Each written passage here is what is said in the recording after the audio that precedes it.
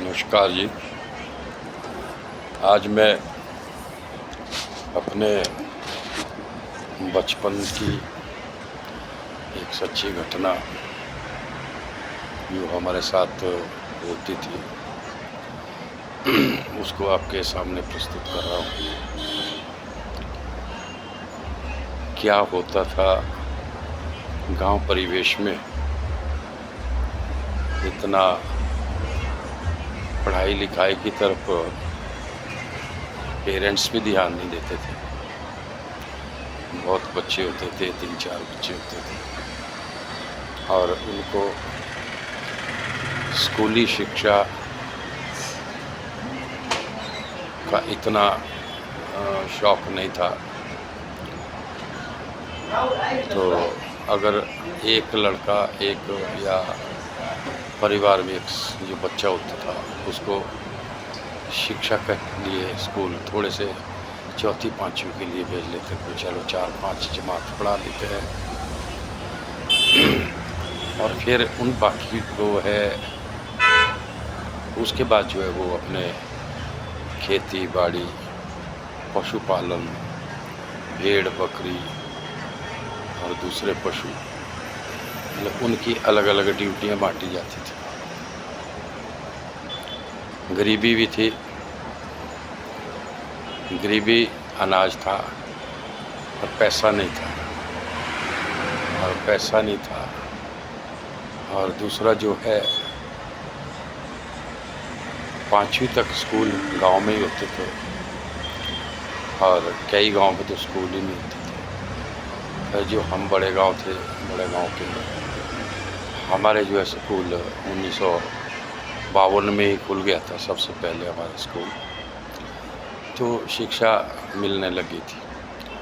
अब प्रश्न चिन्ह था खर्चे का। अब स्कूल में उस वक्त ज़्यादा सख्ती भी नहीं थी, ज़्यादा यूनिफॉर्म्स का वगैरह का ऐसा नहीं था, पर कापी किताबों की भी समस्या ही रहती थी। इवन यहाँ तक कि कई बारी जो 50 पैसे 1 रुपया जो फीस लगती थी वो भी माँ बाप देने में असमर्थ थे। तो ऐसे ही फिर क्या करते हम कि भाई अपने माँ बाप को बोल देते कि भाई मेरे से 1 क्लास जो पहले लड़का है उसके माँ बाप से बात कर दो कि ताकि कोई अगली क्लास की जो किताबें पहले ही 6 महीने पहले ही बुक कर लेनी थी। और हम जो किताबें रखते थे बिल्कुल A1, बिल्कुल एक भी पेज फटा नहीं होता, उसकी जिल्द भी नहीं जाती थी, क्योंकि जैसे ही किताबें आती थी वैसे हम उसमें जिल्द वगैरह लगाते थे।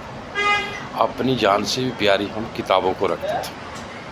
कारण क्या है कि फिर वो दूसरे बच्चों को देनी पड़ती थी अगले साल।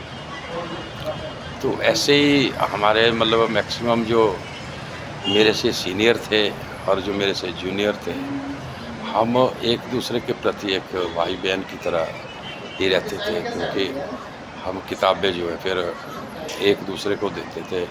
मुझे किसी और ने देनी है, मैंने किसी और को देनी है। तो ऐसा ही सिलसिला ही चलता था आपस में। अब आज के परिवेश में और उस वक्त के परिवेश में मैं बड़ा अंतर समझता हूँ, पेरेंट्स में भी बच्चों में भी। तो उस वक्त क्या होता था कि माँ बाप जो है सुबह निकल जाते थे अपने खेत खलिहान में। पीछे बच्चा स्कूल जाए या ना जाए वो उसकी ये है, हेडेक है, उसकी मर्ज़ी, उसमें कोई ये नहीं था। अब वो नहाए धोए कुछ भी करे तो अब डर के हमारे जैसे भी है, क्योंकि उस वक्त जो है ऐसा ना तो कोई बाथरूम नहाने को थे, 1 कमरा होता है, 2 कमरे होते थे, निचले पासे पशु होते थे, और पानी अगर गर्म करके नहाना भी होता तो फिर बरांडे के नीचे नहाना पड़ता था ओपन में। तो बड़ी दिक्कत थी। उसके बावजूद भी हम जो है अब गर्मी के दिनों में तो हम बॉडी पर ही चले जाते थे, वहीं से घर को पानी भी लाना है और नहाना भी, और शौच भी उधर ही होती थी। शौच भी नहीं थी, शौचालय नहीं थे। तो इस तरीके का जो परिवेश था हमारा, उसके बाद भी एहसान था कि हम तुम्हें पढ़ा रहे, ये नहीं था कि भी तुम बच्चे पढ़ रहे हैं बिना उसके ही, ना कोई ट्यूशन थी। एक मास्टर होता था, कई बार तो 2-2 स्कूल में एक ही मास्टर होता था। तो बड़े पढ़ाई बिल्कुल ठीक थी और डर था। कई बार जो मास्टर हमको मिलते थे तो वो उनसे भी थोड़ा हम डरते थे।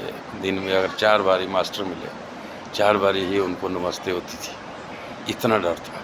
अब दूसरे दिन स्कूल में ये न पूछे कि तुम कल कहाँ घूम रहे थे, तो चाहे घर के काम से। अब उसके बाद स्कूल से आना, तो स्कूल से आने के बाद जो है जो बचा हुआ होता था ठंडा जो भी है, उस टाइम गैस नहीं थी, चूल्हा जलाना पड़ता था। इधर भूख होती थी लगी हो तो ठंडा ही हमने जो भी बना होता था उसको खा लेते थे बस अपना। उसके बाद जो है क्या बोलते कि कुछ न कुछ घर में काम होता था और स्कूल के आने के बाद ये काम करना है। तो ऐसे ही था ये सिलसिला। उस परिवेश में हम पढ़े लिखे। अगर आज के बच्चों को हम ये कहानी सुनाए तो बोलते कि भी तुम्हारे को ज़रूरत थी वैसी। आज के डेट में जो है, आज के डेट में तो बच्चों को नहलाना धोना, फिर जाके उसको स्कूल तक पहुंचाना, उसके बाद स्कूल को लेने जाना, उसके बाद उसको ब्रेकफास्ट लंच जो भी है घर में अलग, स्कूल में अलग। तो ऐसी परवरिश होती है कि भी आजकल जो बच्चों की इतनी केयर होती है, रत्ती भर भी मैल नहीं। हमारे तो मैले फैले कपड़े और फिर घर में तो इस तरीके के थे। तो 5वीं से नीचे तक की बात थी।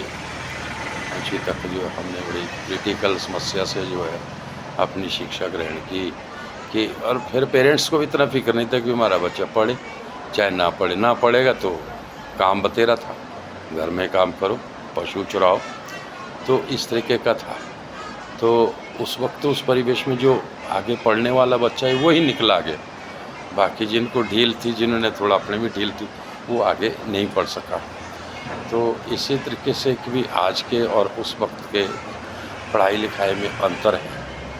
और हम अभी अपनी बात बोलते हैं कि भी हमको काफ़ी अरसा हो गया स्कूल छोड़ के, फिर भी अभी भी हमको जो उस वक्त का पढ़ाया हुआ है, उस वक्त के जो कविताएँ थी, भले ही उस वक्त हमको उसका सरलार्थ करना नहीं आता था, जैसे जैसे उम्र का पड़ाव बढ़ रहा है वैसे वैसे हमको जो हमारे टीचरों ने, हमारे बुज़ुर्गों ने जो भी बात उस वक्त शिक्षा से संबंधित थी, अब उसकी एक एक बात का गुण का पता लग रहा है, उसकी अहमियत का पता लग रहा है। तो दोस्तों कि भी आज की जनरेशन जो है तो मज़े में, ये तो भाग्यशाली है कि जिनको इतना अपॉर्चुनिटी मिल रही है, खर्चा मिल रहा है, पैसा मिल रहा है, ट्यूशन मिल रही है, यूनिफॉर्म अच्छी मिल रही है। हमको तो अगर ले भी कहीं गलती से एक यूनिफॉर्म लेनी है, वो 2-2 साल तक जो है वही यूनिफॉर्म चलती थी और उसी को वॉश एंड वेयर मतलब धो और पहनो, इसी तरीके से चला था ये सिलसिला। तो आज ये छोटी सी जानकारी अपने बचपन की आपके सामने सुना रहा हूँ कि भी आगे जो है सेकंड जो है वो दूसरे उसमें सुनाऊँगा, क्योंकि बहुत लंबी कहानी होती है कि इस उम्र तक। तो हमने बहुत कष्ट झेले, बड़ा वो पाया कि भाई स्कूल ये तो हमारी अपनी ये थी, वो माँ बाप की कोई सिरदर्दी नहीं थी, तुम जाओ चाहे ना जाओ, इंटरेस्ट नहीं था। आज तो माँ बाप बड़े जागरूक है अपने बच्चों को पढ़ाने के लिए और आगे उनको अच्छे अच्छे स्कूल में डालते हैं, प्राइवेट स्कूलों में डाले हैं। गांव परिवेश के जो लोग हैं उनको अपने बच्चों को इंग्लिश स्कूल में डाल रहे हैं। प्राइमरी स्कूल जो है बंद हो गए, जो गांव में जो स्कूल है वो बंद होने के कगार पर है। अब जो वहाँ 2-4 बच्चे पढ़ भी रहे हैं गरीब आदमियों के, वो भी बेचारे अब वो स्कूल बंद होने के कारण अब उनको भी दूर जाना पड़ रहा है। तो ऐसी व्यवस्था है। तो हम चाहते हैं कि ये जो स्कूल बंद नहीं होने चाहिए, भले टीचरों की संख्या कम करो, ये मेरी एक सुझाव है कि भी टीचरों की संख्या कम करो, क्योंकि जो संविधान में हमें जो है शिक्षा का मौलिक अधिकार मिला है उससे हम एक भी बच्चे को महरूम नहीं कर सकते हैं, ऐसा मेरा सुझाव है। बाकी आगामी वीडियो में अगला जो है ये जो है शिक्षा से संबंधित और हमारे पहले क्या कष्ट होते थे, क्या दिक्कतें आती थी, उससे संबंधित मैं अपनी ही कहानी आपको सुनाऊँगा। धन्यवाद, आज इतना ही। जय हिंद, जय भारत।